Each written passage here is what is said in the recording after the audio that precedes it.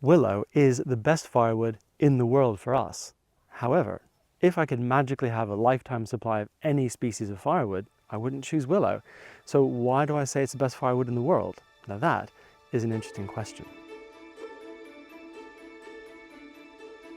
Choosing the right firewood to grow is a complicated business. Maybe we should grow a heavy hardwood like this ash, or maybe a slightly lighter hardwood like willow, or maybe we should go for softwood and grow pine. There are so many species of tree to choose from and so many variables to consider. It just seems a crazy complicated problem. Not if you ask the right questions. Thanks, Hoggle. He's right, you know. Asking what is the best firewood isn't the right question. We need to figure out what the right question is so that we get the right answer that leads us to where we want to be. Now for us, it leads to willow and coppicing. It might lead you there too. To understand how we arrived at willow being the right tree for us, we have to ask the right question. What do we have? What are we starting with? Now your situation might be completely different and you might come up with completely different questions and completely different answers. Our situation is that we live in the north of England. Our soil is mostly clay, not completely, but mostly clay, and we get about 1 meter of rainfall every year, so the rain doesn't drain away very well at all. We also get a huge amount of wind. We're on the side of a hill here and it's very exposed, so we need a tree that can deal with all of that. I think we need to add another element to our question. What species can we grow that will keep us warm in the not too distant future? If we grow trees that take 25 years to get big enough to be cut for firewood, we're going to be kind of old.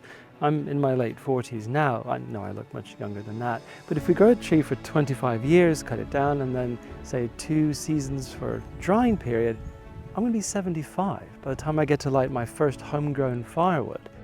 I think we need to shorten the time scale somewhat, maybe down to 10 years. That sounds better. Here in our small holding, we have the fantastic benefit of somebody else's hard work 25 years ago. Our predecessors planted all of these trees in the early 2000s. Now this oak tree next to me is 75 centimeters or 29 inches in circumference. So it's done quite well, just over 1 inch in circumference per year. And this Scots pine is much the same. But in all that 25 years, they haven't grown all that much. And if we cut them down now, they wouldn't provide us with even a month's worth of heat, never mind keeping us warm all winter. On the other hand, this aspen is also 25 years old. It is 123 centimeters or 48 inches in circumference, but without even measuring it, you can see it's at least 3 times as big as the oak and the Scots pine, so this might be a good choice for us. This willow is also 25 years old. Sadly, it blew down in a storm 2 nights ago. It is 120 centimeters in circumference and has a number of large branches on that'll make good firewood, so it's grown almost as fast as the aspen. This is a good illustration of why we're so keen on coppicing. Trees that grow tall have a tendency to get blown over. Our site is very exposed. So that's another thing we need to add to our question. What trees can we grow that can be coppiced?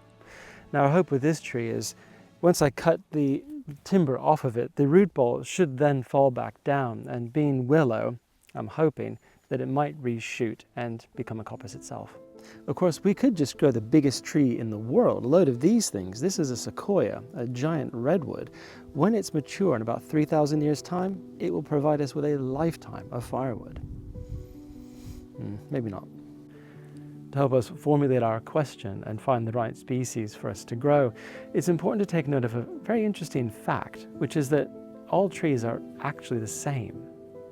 What this means is that once they're dry, a ton of wood of any variety has the same amount of heat in it, give or take a few percent. Have a look at this graph. It was created by Forest Research. They're the research arm of the Forestry Commission, which is a UK government body. They are the people in this country who know their trees.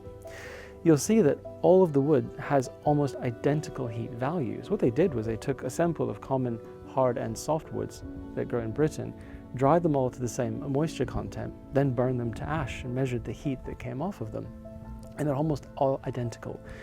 You'll notice at the far end of the graph, the ones that actually have the most heat by weight are the softwoods. This is due to their resin content, which burns a bit more energeticful than the normal dry matter of the tree. Now, this has an interesting consequence. In a sense, it doesn't matter what tree we choose to grow, because by weight you get the same amount of heat. Now, obviously, pine is much less dense than oak or ash. Willow is about 50% water. So when you dry it, you lose about half of your weight. Now, the reason is because in something like pine or willow, the fibers, the dry matter, is quite widely spaced and the rest of it is filled in with water. So as you dry it, the water goes away and you lose about half your weight. Something like oak is about 30% water, so you lose a lot less as it dries, so it's a denser wood when you pick it up when it's dry. What this means, of course, is that for a ton of any given wood, if it's oak, it'll be such a size, but if you're comparing it to willow, it'll be about a 40% bigger pile of wood for a given weight. But the important thing is this: pound for pound, ton for ton, you get the same amount of heat from ash as you do from pine. That's useful. We want to make sure that the firewood we use doesn't cause unnecessary environmental damage. In fact, we want to improve habitat in what we burn. We're fortunate on our land that we have a number of large old trees like this beech tree and lots of ash trees on an old overgrown hedge over there. Now, we could cut these down for firewood. They would be better than willow, but we're not going to. And there's a number of reasons why. First off, they create habitat for a wide range of animals, nesting places for birds. Also, because they're old, they would take a very long time to regrow, but mostly they're just beautiful. Being around large old trees is good for the soul. If we cut this down, that would be gone. Unfortunately, coppicing mature trees doesn't really work. I mean, you might be in with a chance with willow, like the one I showed you earlier. Got our fingers crossed for that one. But this is beech. It blew over in the autumn of 2018 in Storm Alley. It landed across the field over there.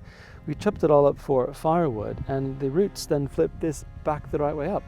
So after 4 summers of growth, this is all we have to show for it, and it's beginning to rot. So unfortunately, coppicing mature trees doesn't really work. So there you have it. What is the best firewood? Isn't a very useful question at all. Our question needs to be something along the lines of what species of tree will give us the most heat per acre per year, be ready in a reasonable time frame, doesn't mind being coppiced, good for wildlife, and thrives in our climate. That's more like it. The answer is willow. Might be for you as well.